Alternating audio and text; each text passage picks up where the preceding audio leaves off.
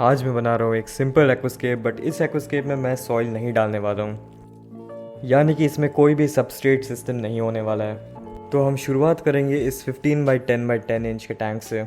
And क्योंकि ये एक नो सॉइल एक्वेरियम होने वाला है, मैं इसका स्टार्टिंग करूँगा इसके लेआउट से। सो लेआउट में यूज़ होगा ये पेबल, जो कि एक्चुअली गार्डन डेकोरेशन के लिए है, बट मैं इसको एक्वेरियम में भी यूज़ कर रहा हूँ। ये कर सकते हो आप भी। और आपको दिख रहा होगा कि इसमें काफ़ी सारा एल्गी लगा हुआ है, ब्राउन ब्लैकिश कलर का, क्योंकि मैं इसको अपने स्टोरेज टैंक में रखा था जहाँ पे थोड़ा एल्गी इशूज़ चल रहा था। बट ये कम्प्लीटली सेफ़ है यूज़ करने के लिए। और इस बोल्डर या पेबल जो भी बोला आप, उसके साथ मैं यूज़ कर रहा हूँ ये ड्रिफ्ट वुड, जो कि दिखने में काफ़ी छोटा होगा लेकिन ये काफ़ी भारी है, क्योंकि ये स्पाइडर वुड या जो भी सस्ता वाला होता है वो नहीं है, ये काफ़ी महंगा वाला है। ये आई थिंक लाइक 1.5 kg 1000 में बिकता है, और मुझे ये 800 मिल गया था क्योंकि मैंने काफ़ी ज़्यादा बार्गेन किया था गली स्ट्रीट में। और वैसे तो मैं इसको ऐसे यूज़ कर रहा हूँ सो दैट इसका जो वर्टिकल लेंथ है वो मैं यूज़ कर पाऊँ, क्योंकि मेरा टैंक उतना बड़ा नहीं है कि मैं इसको लाइक हॉरिजॉन्टली रख पाऊँ। और मैं ख़रीदते वक्त डिसाइड कर लिया था कि मैं इसको ऐसे यूज़ करने वाला हूँ, बट आप जब ख़रीदोगे तो आपको थोड़ा फाइंड आउट करना पड़ेगा कि कैसे रखोगे तो अच्छा लगेगा। उसमें थोड़ा टाइम लगेगा, but it's worth the time. और मैं बहुत जल्दी ये रियलाइज़ कर गया कि ये जो एक पेबल है वो उस पर बैलेंस नहीं कर पाएगा, सो मुझे पीछे एक और पेबल डालना पड़ेगा सो दैट वो सपोर्ट दे पाए इसको, सो दैट ये वर्टिकली स्टैंड कर पाए। जैसा कि आप देख सकते हैं, पीछे एक पेबल डालते ही ये एकदम स्टेबल हो चुका है और अभी नहीं गिरेगा। बट क्योंकि मैं 2 पेबल यूज़ कर रहा हूँ, ये काफ़ी ऑड दिख रहा है, तो मुझे एक और पेबल ऐड करना पड़ेगा। और इस वाले में आपको दिख रहा होगा कि एक एनुबियस लगा हुआ है, जो थोड़ा सा काला हो गया है क्योंकि अगेन उसमें एल्गी इशूज़ काफ़ी थे, but we can use it here. और अगर मैं इन्हें ऐसे प्लेस करूँ तो लगेगा कि ये जो एनुबियस है वो रॉक्स के बीच में खुद ग्रो किया है and it is not place by me. So ये आइडिया काफ़ी अच्छा था। सो बेसिकली यही हमारा हार्डस्केप लेआउट रहने वाला है। और अब इससे पहले कि मैं इसमें और कुछ करूँ, मैं पहले सब हार्डस्केप को निकाल लेने वाला हूँ और ड्रिफ्ट को प्रिपेयर करने वाला हूँ, क्योंकि मैं इसमें एपिफाइट्स लगाने वाला हूँ। सो उससे पहले इसका जो एक्वेरियम बेस है उसको हम खाली नहीं रख सकेंगे, सो हमें डालना पड़ेगा नेचुरल रिवर सैंड। वैसे आप कॉस्मेटिक सैंड या कंस्ट्रक्शन सैंड भी डाल सकते हो, बट मुझे ये वाला पसंद है, सो मैं ये यूज़ करूँगा। एंड जैसा कि आप देख सकते हैं, मेरा जो रिवर सैंड था वो ख़त्म हो चुका है और ये एनफ नहीं है पूरा बेस कवर करने के लिए, सो मुझे थोड़ा सा कंस्ट्रक्शन सैंड भी ऐड करना पड़ेगा। इसको मैंने पहले एक छन्नी से छान लिया था सो दैट जो सीमेंट या कंकड़ होता है वो निकल जाए, और अब इट्स सेफ़ टू यूज़। और मैंने बहुत ही पतला लेयर डाला है इसमें, बट आप जब डालोगे तो एटलीस्ट आधा इंच का लेयर डाल देना, बिकॉज अगर आप चाहो तो इसमें स्टेम प्लांट्स लगा सकते हो, जैसे कि पर्ल वीड। उनको सॉइल का ज़रूरत नहीं होता है बिकॉज वो वाटर कॉलम से न्यूट्रिएंट्स लेते हैं। सो पर्ल वीड आप पीछे लगा सकते हो, एक बैकड्रॉप बना सकते हो, काफ़ी अच्छा दिखेगा। और क्योंकि मैंने इसमें जो कंस्ट्रक्शन सैंड है उसको नेचुरल सैंड के साथ मिक्स कर दिया था, अब ये काफ़ी नेचुरल दिख रहा है। सो अगर आपके पास नेचुरल सैंड ज़्यादा नहीं हो तो आप ये भी यूज़ कर सकते हो, कंस्ट्रक्शन सैंड थोड़ा सा मिला लेना और वो एकदम नेचुरली लगेगा।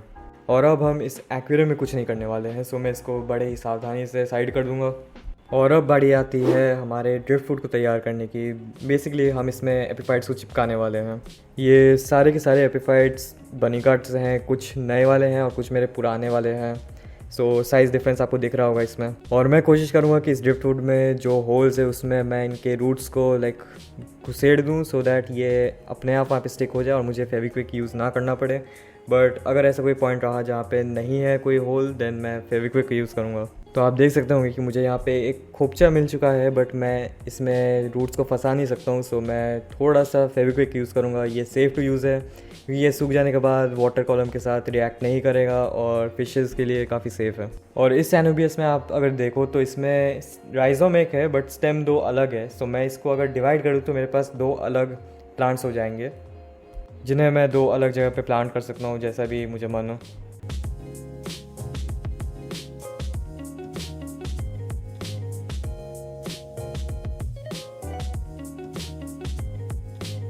और इस जावा फर्न या स्टैगॉन फर्न के लिए मैं चाहूँगा कि ये काफ़ी बड़े हैं, सो ये पीछे चिपक जाए और वो ड्रिफ्ट फ्रूट के पीछे से ग्रो करे, जो कि काफ़ी अच्छा जंगली वाइब देगा।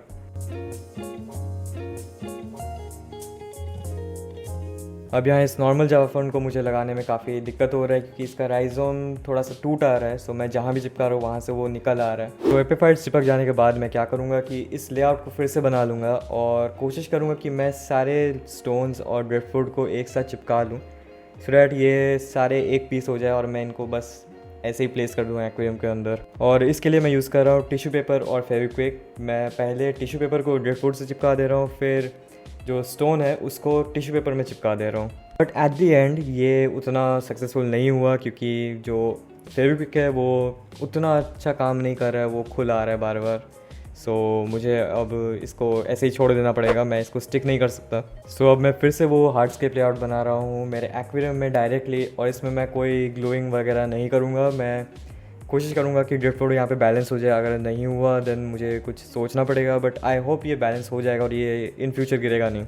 सो लेआउट फिर से बन चुका है और अब मैं बस माइनर एडजस्टमेंट कर रहा हूँ, और ये गिर तो नहीं रहा है। मैंने इसमें टैप टेस्ट कर लिया है और बस इसमें थोड़े से फर्न को ठीक से चिपका देना है और फिर हम इसमें पानी भर सकते हैं। और ये जो एक 2 लीफ वाला फर्न है उसको मैं इस स्टोन के एज में घुसा दूंगा एंड होपफुली वो वहाँ पे ग्रो करने लगे, क्योंकि काफ़ी डार्क एरिया होगा वो, और जावा फर्न डार्क एरिया में काफ़ी अच्छे से ग्रो होता है। यहाँ पे एक बीच में एक खाली सा स्पॉट है, सो मैं इसमें एक छोटा सा पेबल डाल दूंगा सो दैट वो थोड़ा सा और फिल इन हो जाए। और ये जो मेरे एनुबियस है जो कि लावा रॉक पे है, इनको मैं सामने कहीं कहीं कोने पे सजा दूंगा। अब इनका जो स्टोन कलर है वो मैच नहीं कर रहा ऑब्वियसली, क्योंकि पीछे वो येलो स्टोन है और ये जो है वो ब्लैकिश है, सो काफ़ी मिसमैच है, बट चल जाएगा। मैं एक बार फिर से इसको ग्लू करने की कोशिश कर रहा हूँ, क्योंकि मुझे डर है कि ये पानी बढ़ते ही इधर उधर उड़ने लगेगा, क्योंकि ऑब्वियसली ये जो ड्रिफ्टवुड है उसको मैंने सोक नहीं किया है। बट अभी एडिट करते वक्त मुझे एक्चुअली नहीं लगता कि ये जो मैंने ग्लू किया है वो कोई काम का होगा। सो ऐसे ग्लू तो आप मत ही करिएगा।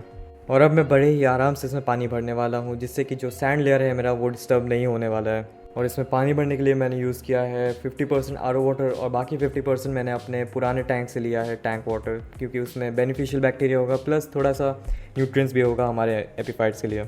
और क्योंकि मैंने बड़े ही आराम से ये पानी डाला था, मुझे फिर से ये सैंड का लेयर ठीक करना पड़ेगा। आप जब पानी फिलअप करो तो आप एक बबल रैप या प्लास्टिक कवर यूज़ कर लेना, सो दैट जो सैंड है वो डिस्टर्ब ना हो इतना। आपको दिख रहा होगा कि ये जो ड्रिफ्टवुड है वो फ्लोट होने के कगार पे है, तो मुझे इस पर कोई वेट डालना होगा सो दैट ये फ्लोट ना हो जैसे ही मैं पानी भरूं, जिसके लिए मैं ये छोटे छोटे पेबल कहीं कहीं पे घुसा दूंगा। और फिर अगले दिन हमारा टैंक का जो वाटर है वो चाय बन चुका है, और इसका रीज़न है हमारा ये महंगा वाला ड्रिफ्टवुड। अब ये चीज़ फिशेस के लिए तो काफ़ी बेनिफिशियल है, बट मुझे इसका लुक पसंद नहीं आ रहा है, तो मैं इसका 90% वाटर चेंज कर दूंगा, जिसके बाद ये थोड़ा सा बेटर दिखेगा। और बात है कि 90% वाटर चेंज करने के बाद भी ये टैनिन रिलीज़ करता रहेगा, सो विद टाइम मुझे ये बार बार करना पड़ेगा सो दैट टैनिन रिलीज़ एकदम कम हो जाए। और मैं इसमें लगा रहा हूँ ये सस्ता सा लाइट जो कि साइड ऑन क्लिप ऑन है। इसमें 3 मोड है। वैसे तो ये मोड वाले लाइट अच्छे नहीं होते हैं, आप अगर ख़रीद भी रहे हो तो कोई नियो हीलियोस या ब्लू पेड का WRGB लाइट लेना, बट मेरे पास अभी यही है, सो मैं ये लगाऊंगा। और एपीफाइट्स के लिए ये इनफ है। हमारे प्लांट्स के ऊपर रेत जम चुका है जो कि मुझे क्लीन कर देना होगा एक पेंट ब्रश की मदद से। और क्योंकि एपीफाइट्स वाटर कॉलम से न्यूट्रिएंट्स लेते हैं, मैं इसमें थोड़ा सा APT1 डाल दूंगा। वैसे तो इस वाले सेटअप के लिए APT3 जो कंप्लीट होता है वो बेटर है, बट मेरे पास अभी यही है। और अब फाइनली हम इसमें फ़िशेज़ छोड़ सकते हैं। और ये फ़िशेज़ वही फ़िशेज़ है जो कि मैंने हिमालय एक्वाटिक्स से मंगाया था। ये अब थोड़े से बड़े हुए हैं बट फिर भी काफ़ी छोटे हैं। और मैं यहाँ पे फ़िल्टर नहीं लगा रहा हूँ क्योंकि मेरे को डर है कि ये लोग फ़िल्टर में चले जाएंगे, क्योंकि काफ़ी छोटे हैं ये। And for the time being मैं इसमें कोई और फ़िश ऐड नहीं कर रहा हूँ, क्योंकि ये जो फ़िश है ये काफ़ी छोटे हैं। सो अगर मैं थोड़े और बड़े फ़िश लाऊँ तो वो चेज़ करते रहेंगे इन्हें, जो कि काफ़ी स्ट्रेस क्रिएट करेगा इनके लिए। सो मैं इनको थोड़ा और बड़ा होने दूंगा, होपफुली ये हो जाएंगे, और फिर मैं इसमें कुछ और कलरफुल फ़िश ऐड करूँगा। एक्चुअली मुझे एक जावा फर्न इस खाली सेक्शन में रखना चाहिए था, या कोई एक बड़ा रॉक रखना चाहिए था, क्योंकि ये थोड़ा सा खाली लग रहा है। और ये जो जावा फर्न है वो छुप चुके हैं इस ड्रिफ्टवुड के पीछे। सो ये जो प्लानिंग था वो थोड़ा सा ख़राब हो गया, but it is not looking that bad. अगर आपको ये स्केप पसंद आया तो चैनल को सब्सक्राइब और वीडियो को लाइक ज़रूर करना, क्योंकि काफ़ी सारे ऐसे वीडियो आने बाकी हैं। इन सारे एपीफाइट्स को ग्रो होने में काफ़ी टाइम लगेगा, क्योंकि यूजुअली एपीफाइट्स काफ़ी स्लो ग्रोवर्स होते हैं। सो मिलते हैं नेक्स्ट वीडियो में। Till then, thanks for watching.